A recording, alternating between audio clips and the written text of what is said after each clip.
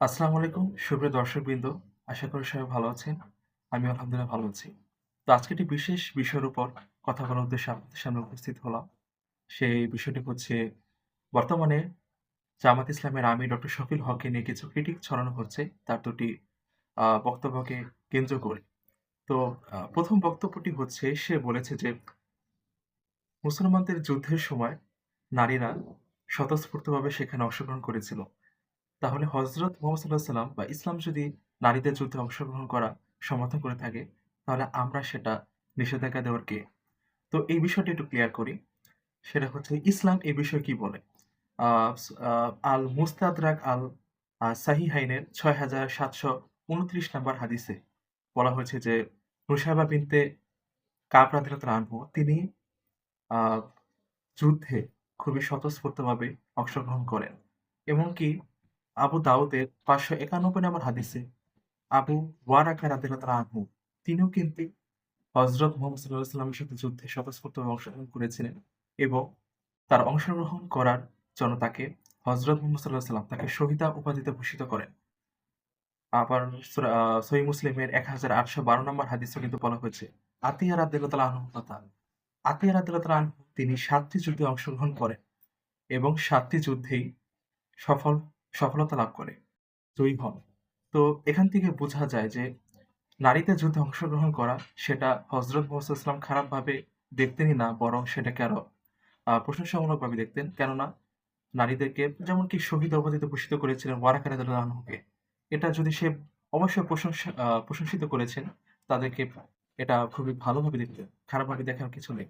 তো এটার পিছনে যৌক্তিকতা কি? এটা কি কারণে বা এটার মানে ফলাফলটা কি হতে পারে? এটার সুফল কি এটা? একটা জিনিস খেয়াল করেন, আ অ্যাজ আ লজিক্যাল ব্যাকগ্রাউন্ড, আপনি একটা ঝাড়ু আমরা যখন ঝাড়ু দেই, আপনি যদি সম্পূর্ণ ঝাড়ু দিয়ে ঝাড়ু না দিয়ে, ঝাড়ুর একটা শলা দিয়ে, শুধুমাত্র একটা শলার অংশ দিয়ে যদি ঝাড়ু দেন, তাহলে কি আপনার সারাদিনও ঝাড়ু দেওয়া ফুরাবে? ফুরাবে না। কিন্তু আপনি যদি সবগুলো শলা একত্র করে একটা ঝাড়ু তৈরি করে সেটাতে যদি আপনি ঝাড়ু দেন, তাহলে কিন্তু আপনি কয়েক মিনিটের ভিতরে পূর্ণাঙ্গভাবে ঝাড়ু দিতে পারছেন। এর মানে কি? ইউনিটি ইস স্ট্রেংথ, একতাই বল।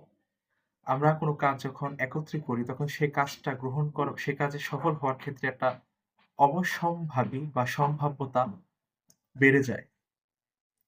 সবাই মিলে কাজ করলে সে কাজটার সুফলতা বেড়ে যায়, সফল হওয়ার সম্ভাবনা বেড়ে যায়। তো এ কারণেই তারা একসাথে কাজ করাকে হযরত মুহাম্মদ সাল্লাম সমর্থন করেছেন। তো তার আরেকটি কথা হচ্ছে যে, দ্বিতীয়ত যে কথাটি নিয়ে খুবই সমালোচনামূলক উক্তি ছড়াচ্ছে, সেটা হচ্ছে যে তিনি বলেছেন যে, নারীরা যেরকম পোশাক খুশি সেরকম পোশাক পরে বের হতে পারবেন। তো এর মানে কিন্তু এটা নয় যে, যেকোনো পোশাক পরলেই কি তার কোনো গুনাহ হবে না বা এটা ইসলামে তার যেকোনো পোশাক পরাটা গ্রহণযোগ্য। এটা বলেনি। তার কথার মানে হচ্ছে যে, মানুষকে আসলে জোর করে কোনো কিছু করানো যাবে না। তাকে আপনি বুঝাতে পারেন, তাকে আপনি মোটিভেট করতে পারেন, কোন একটা ইসলামের বিধান পালন করার ক্ষেত্রে। কিন্তু তাকে জোর করতে পারেন না। এক্ষেত্রে সূরা বাকারা ২ নম্বর সূরা ২৫৬ নম্বর আয়াতে এর সম্পর্কে রয়েছে যে, তোমরা মানুষকে কোন বিধান পালন করানোর জন্য প্রজ্ঞা সহকারে বুঝাও।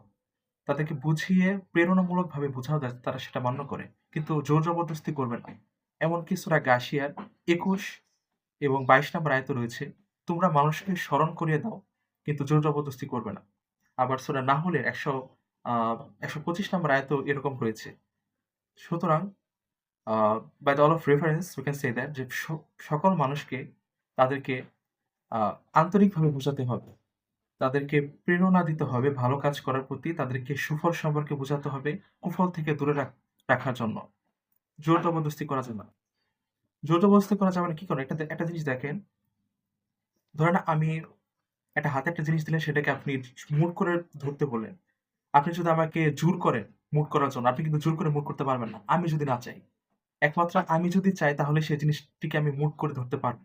আপনি আমার ইচ্ছা ছাড়া সেটাকে মুট করতে পারবেন না।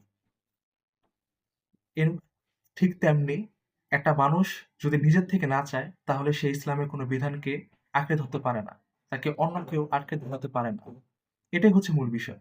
প্রত্যেকটা জিনিস মান্য করা, গ্রহণ করা, বাস্তবায়ন করা সম্পূর্ণ নিজের অন্তর থেকে আসে, প্রাপ্তবয়স্ক মানুষের ক্ষেত্রে। তো এটাই ছিল মূল বিষয়। তার আর যারা না বুঝে বিভিন্ন ধরনের সমালোচনামূলক উক্তি ছড়াচ্ছেন, আপনারা এটি থেকে দূরে থাকেন এবং বিষয়গুলো বোঝার চেষ্টা করেন। তো আশা করি আপনারা সবাই কথা বুঝতে পেরেছেন এবং সেটা বাস্তবায়ন করবেন। বাস্তবায়নের ক্ষেত্রে সমাজবদ্ধভাবে সবাই সহযোগিতা করবেন। সবাইকে অসংখ্য ধন্যবাদ ধৈর্য সহকারে আমার ভিডিও দেখার জন্য। আসসালামু আলাইকুম।